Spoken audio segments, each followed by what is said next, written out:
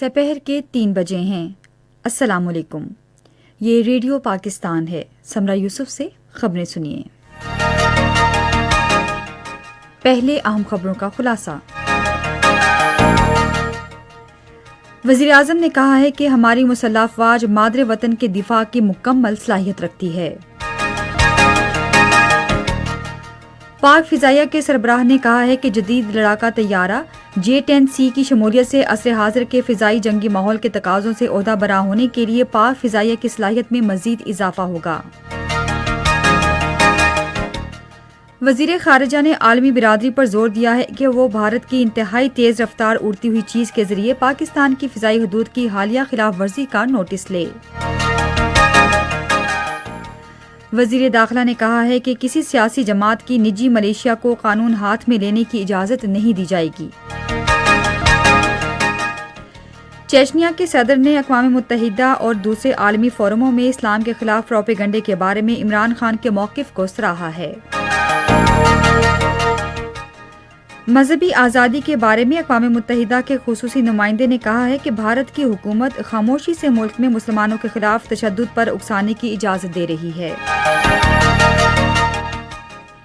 اور آج ماؤنٹ مونگانوئی میں خواتین کے ICC عالمی کپ میں جنوبی افریقہ نے پاکستان کو 6 رن سے ہرا دیا۔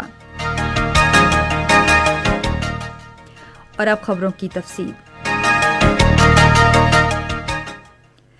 وزیر اعظم عمران خان نے کہا ہے کہ پوری قوم کو اس بات پر اعتماد ہے کہ ہماری مسلح افواج مادر وطن کے دفاع کی مکمل صلاحیت رکھتی ہیں۔ وہ آج کامرا میں J-10C جدید لڑاکا طیاروں کی پاک فضائیہ میں شمولیت کے سلسلے میں منعقدہ تقریب سے خطاب کر رہے تھے۔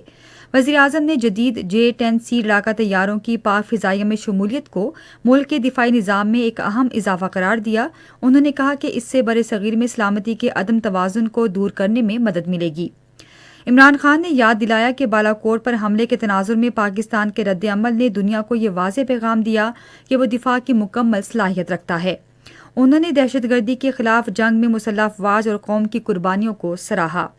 وزیر اعظم نے کہا کہ حکومت نے مقامی ٹیکنالوجی کی ترقی کے لیے ایک ٹیکنالوجی زون قائم کیا ہے اور نوجوانوں کو عصر حاضر کی ٹیکنالوجی کی تعلیم دینے کے لیے پاک فضائیہ کے تعاون سے ایک یونیورسٹی قائم کی جائے گی۔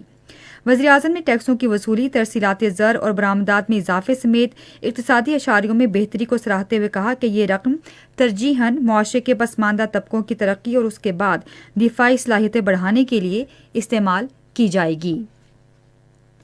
اس موقع پر اظہار خیال کرتے ہوئے پاک فضائیہ کے سربراہ air chief marshal Zaheer Ahmed Babar Sidhu نے کہا کہ یہ ایک تاریخی موقع ہے کیونکہ پاک فضائیہ میں تقریباً 4 دہائیوں کے بعد جدید ٹیکنالوجی اور ہتھیاروں سے لیس جدید ترین جنگی طیارے پاک فضائیہ میں شامل کیے جا رہے ہیں۔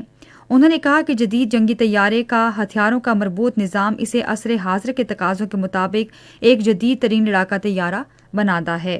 انہوں نے کہا کہ لڑاکا طیاروں کی پاک فضائیہ میں شمولیت سے عصر حاضر کے فضائی جنگی ماحول کے تقاضوں سے عہدہ برآں ہونے کے لیے پاک فضائیہ کی صلاحیتوں میں مزید اضافہ ہوگا۔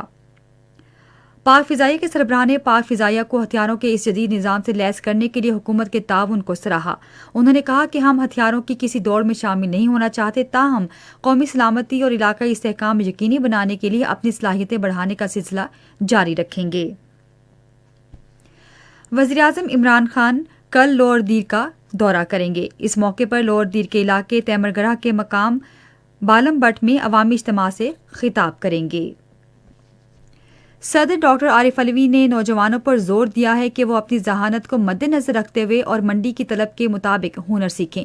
انہوں نے یہ بات آج پاک چائنا دوستی مرکز اسلام آباد میں کیئر گائیڈ نمائش 2022 کی افتتاحی تقریب سے خطاب کرتے ہوئے کہی۔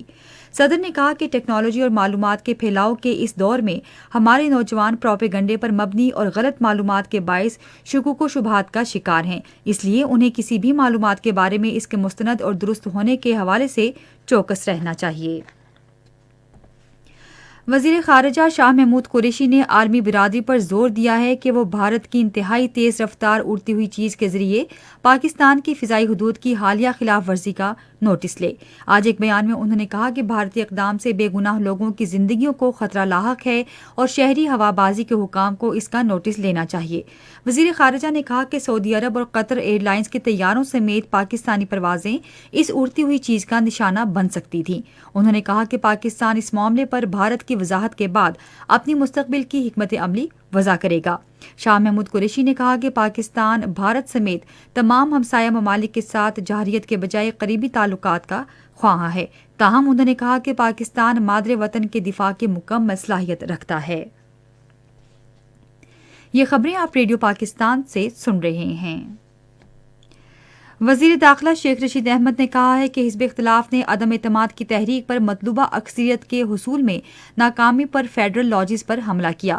اسلام آباد میں پریس کانفرنس سے خطاب کرتے ہوئے انہوں نے کہا کہ حزب اختلاف کے رہنماؤں نے پارلیمنٹ لاجز میں پولیس اہلکاروں پر تشدد کیا اور انہوں نے کہا کہ نجی ملیشیا کے 19 افراد کو گرفتار کر لیا گیا ہے۔ انہوں نے کہا کہ قانون کی خلاف ورزی برداشت نہیں کی جائے گی۔ وزیر داخلہ نے یہ بھی واضح کیا کہ کسی رکن پارلیمنٹ کو گرفتار نہیں کیا گیا۔ انہوں نے کہا کہ وزیر اعظم عمران خان مشکلات کے باوجود آزاد خارجہ پالیسی کے لیے کوشاں ہیں اور پاکستان روس یوکرین جنگ میں مکمل طور پر غیر جانبدار ہے۔ سیکرٹری خارجہ سہیل محمود نے پاکستان میں اسلامی تعاون تنظیم کے رکن ملکوں کے مشنز کے سربراہان کو اسلامی تعاون تنظیم کے وزراء خارجہ کے 48ویں اجلاس کی تیاریوں کے بارے میں آگاہ کیا ہے، جو اس ماہ کی 22 اور 23 تاریخ کو اسلام آباد میں ہو رہا ہے۔ اسلام آباد میں ایک اجلاس میں سیکرٹری خارجہ نے کہا کہ 48ویں اجلاس کی خصوصی اہمیت ہے کیونکہ یہ پاکستان کی آزادی کی 75ویں سالگرہ کے موقع پر ہو رہا ہے۔ انہوں نے کہا کہ پاکستان کے عوام اس پرمسرت موقع پر معزز مہمانوں کا خیر مقدم کرنے کے منتظر ہیں۔ وزیر خارجہ نے اجلاس کے موضوع اتحاد، انصاف اور ترقی کے لیے شراکت داری کو اجاگر کیا، جو امہ کے درمیان اتحاد، تمام مسلمانوں کے لیے انصاف کے نصب العین اور اسلامی تعاون تنظیم کے رکن ملکوں کی جامع اور پائیدار ترقی کے فروغ کے لیے پاکستان کے عزم کی نمائندگی کرتا ہے۔ انہوں نے کہا کہ اس نصب العین کے تحت پاکستان اسلامی تعاون تنظیم کے رکن ملکوں اور دوسرے ممالک کے درمیان تعاون اور شراکت داری کے پل کا کردار ادا کرنا چاہتا ہے۔ روس کے مسلم اکثریتی خطے چیچنیا کے صدر رمضان کیڈروف نے اقوام متحدہ اور دوسرے عالمی فورموں پر اسلام کے خلاف پروپیگنڈے سے متعلق وزیر اعظم عمران خان کے موقف کو سراہا ہے۔ وزیر اعظم عمران خان کو لکھے ایک خط میں رمضان کیڈروف نے ان کے موقف پر انہیں خراج تحسین پیش کیا۔ چیچنیا کے صدر نے روس کے حالیہ دورے کے موقع پر ان سے ملاقات کرنے پر بھی عمران خان کا شکریہ ادا کیا۔ انہوں نے کہا کہ ان کے ملک کے 30 لاکھ مسلمان وزیر اعظم عمران خان کا انتہائی احترام کرتے ہیں اور انہیں قدر کی نگاہ سے دیکھتے ہیں۔ مذہبی آزادی کے بارے میں اقوام متحدہ کے خصوصی نمائندے احمد شہید نے کہا ہے کہ بھارت کی حکومت خاموشی سے ملک میں مسلمانوں کے خلاف تشدد پر اکسانے کی اجازت دے رہی ہے۔ انہوں نے یہ بات جنیوا میں قائم اقوام متحدہ کی انسانی حقوق کونسل میں پیش کی گئی ایک رپورٹ میں کہی۔ رپورٹ میں بھارت میں ریاستی سرپرستی میں جاری نفرت، امتیازی سلوک اور تشدد کو بے نقاب کیا گیا ہے۔